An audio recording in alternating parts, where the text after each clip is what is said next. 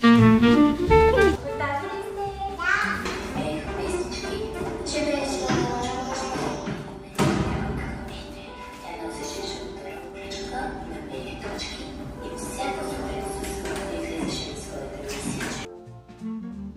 искате да помогнем на ягодка? Ето тук в тенджерата трябва да пъкнем ягодки. Аз ще дам на всеки ягодка. Вие си имате с ягодка. Добре. И ето тук пъкаме да помогнем на мишлето да направи сладкото от ягодка. Ягодовата градинка на мишлето ягодка.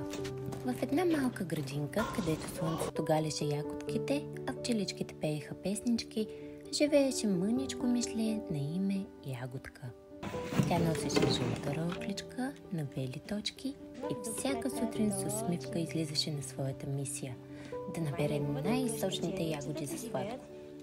Един ден, докато береше ягодки и ги слагаше в любимата си медна тенджерка, над градината си появи дъга. Не беше обикновена дъга. Тази имаше малки дупчици между цветовете, сякаш приканваше нещо да бъде поставено там. Дали дъгата ще стане още по-цветна, ако й помогна? Зачуди се мишлето. Тя започна да слага цветни дървени клечки във всеки цвят на дъгата. Червена за ягодката, оранжева за залеза, жълта като роклята й, зелена като листата и тревата, синя като небето и лилава като най-редкият цвят в градината. Докато пълнеше дъгата, отдолу излезе нейния приятел, червият Роко. Бу! Каза той и се разсмя. Помогни ми да си намеря място в земята. Ягодка му показа тунела под ягодовото коренче и го постави внимателно вътре. После вдигна камъче и го постави в една от малките дупчици, където по-късно щеше да посади цвет. Всичко в градината си има място. Дъгата, ягодите, червият, камъчетата и дори детските ръчички, които ще им помагат. Смехна се тя.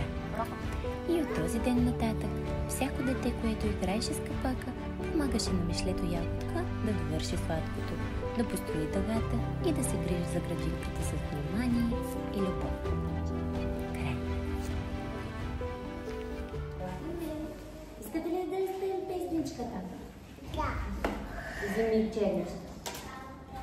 Галея червиче, червиче, червиче, галея има червиче, розово е то. Айде сега на Али. Али има червиче, червиче, червиче, Али има червиче. Червена е тя. Браво, Али, да, точно така.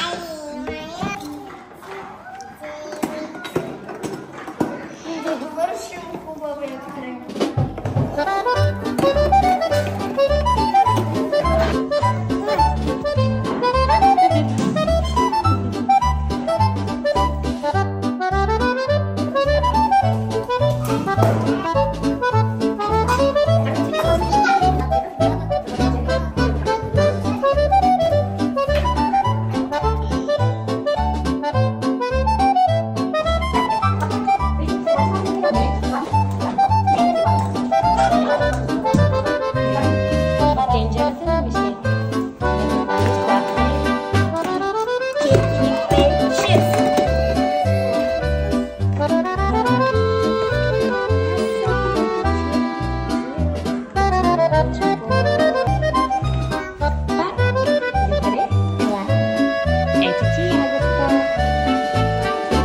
Помогнеш ли на Ягодка да направи сладко?